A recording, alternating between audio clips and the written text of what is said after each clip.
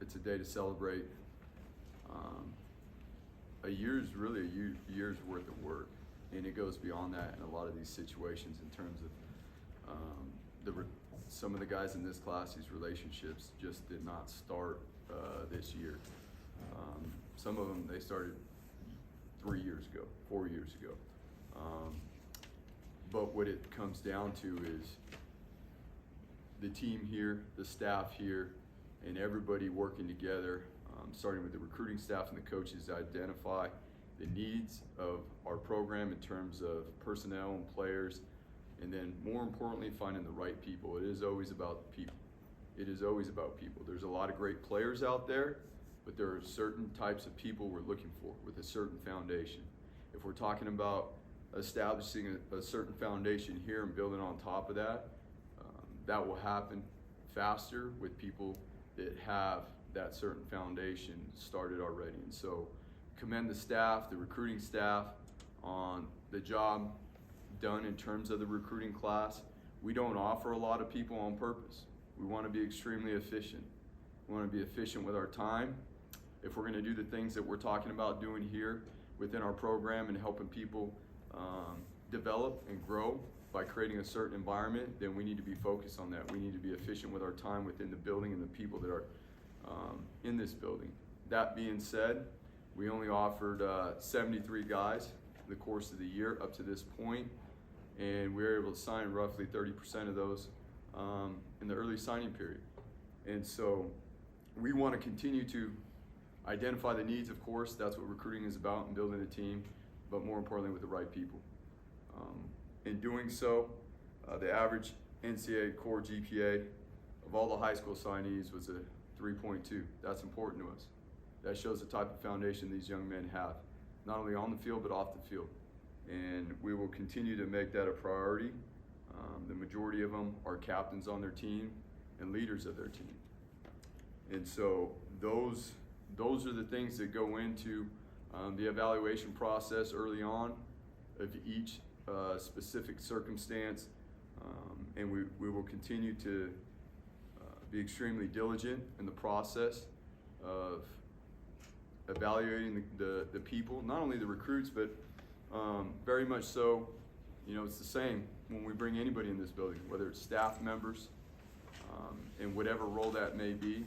We're looking for the right fit. In this signing class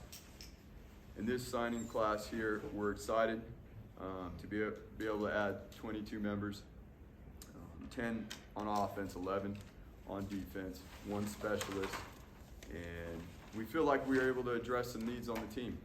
We've spoken about certain needs throughout the course of the year within the fronts, the offensive front, the defensive front, and we are able to add some players to the squad.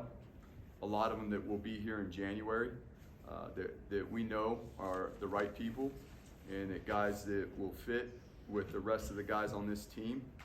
And we are looking forward to having those guys join the team and having our current team members and help them with the transition, because it is going to be a transition for whether they're coming from high school or the junior college ranks or even potential transfers. With that being said, we've signed guys from 10 states, as far as Florida, Hawaii, and then obviously another country from the land down under. We will continue to recruit in our blueprint, which has been the western half of the United States, but we will not stop there. We will always look to find, again, the needs of the team and the right people. And if that goes outside the footprint of where we've been successful, we have no problem doing that. We have networks across the country and relationships that it takes to be successful in recruiting, and we'll use those when appropriate. We are very excited to welcome all these young men to the team and to Boise, to the university, to the city, from, again, 10 different states and 1 from another country. We spoke about the early enrollees. There will be 10 early enrollees. Cade on the offensive line, Cage will be coming in early On the defensive line, Braxton, Cortez, JJ, George, and Devin will be coming in early in January. Okay, James will be coming in as a specialist. Austin Terry is a tight end. So we're excited again to be able to get guys here. That's the beautiful thing about this. We've been able to create these relationships, as far back as the spring, and being able to get guys on campus in June for the first time in really a long time.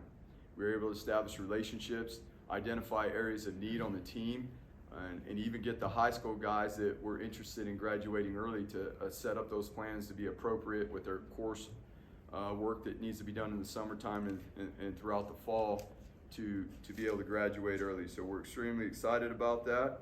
And as we all know, this is the early signing period. And so as we move forward, after today, we're gonna close out today and celebrate today with the guys that are joining the team. We will get back focused on our final opportunity to play this year with the team we have that we are very excited about. Coach, you kind of touched on this in your opening statement, but in terms of mentality and how they approach the game, what does an Andy Avalos recruit look like? Yeah, so no question. I mean, and really it comes down to our whole staff, which is the number one thing that, let's just be honest, our first interaction in the evaluation process is watching film. And it doesn't take but 5 clips to look at a particular student athlete, a football player at any level, and see how hard they play from the start to the finish, how physical they play, obviously dependent upon their position, but more importantly, their ability to change direction, their acceleration with the change of direction, how fluid are they? And then from there, that's where the real research starts, because if we're intrigued enough at that point, we're on to the game film. We don't need to see highlights. We don't need to see their best plays. We need to see every play. Then we need to see what are they doing in between the plays. We get a chance to see them in person, or if their games are on TV, or we get a chance, obviously to go evaluate a practice. What do they look like when they're warming up? What type of leaders are they? It's not just about from snap to whistle. We get the opportunity to go into a school and or make calls to school and talk to the counselors, talk to the people at the school, talk to the security guard. What type of people are we talking about? How do they make people feel around them? How do they make their teammates feel? There's a whole lot that goes into it. But when we're talking about a football player, we're talking about a competitor.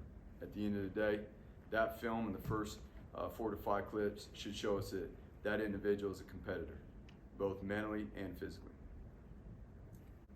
Looks like 9 out of 22 are either defensive linemen or linebackers. That front 7 of your defense. Obviously, that was a position of need. Do you feel like you covered everything you needed there with the new guys?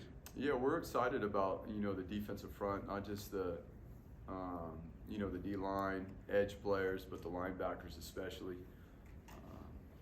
We were heavier in the secondary this year with our personnel, as we all know. Some of those guys are young and continue to get a lot of valuable reps in their growth. We've seen a lot of the young DBs, and now we're able to add depth. Again, this game starts up front. That's the bottom line. When we've been successful, it all starts up front. Those DBs standing back there, they don't want to cover all day, right? So, and they don't want guys running full speed, coming out of the backfield through a shoot on them,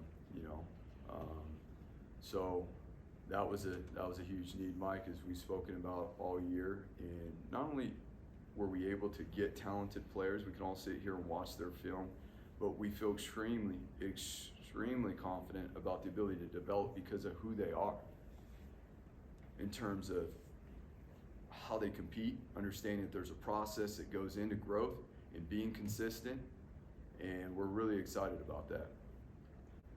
Coach, given the youth you have at quarterback, if you were to add another quarterback in this class, would you prefer it to be a transfer or a grad transfer type? You know what? It's about the best fit.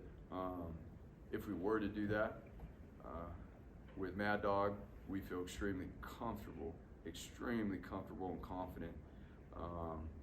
And so right now our focus again is where the equation is right now, and we are exactly where we need to be in terms of numbers going forward, and with the landscape of the game and obviously the transfer portal. That's the reality of things.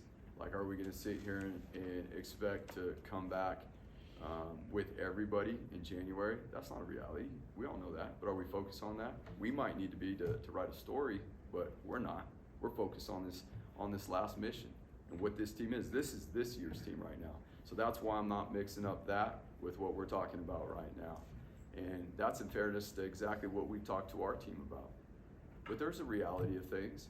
But where we're at right now, and the guys that we're fortunate to have to be able to join our team coming up here, we're extremely excited about. And I think everybody in America is involved in that, saying, you know, if you're still playing and you're fortunate enough to play in a bowl game right now, you're focused on this bowl game. This is a team that we have right now. These are the young men that are growing forward.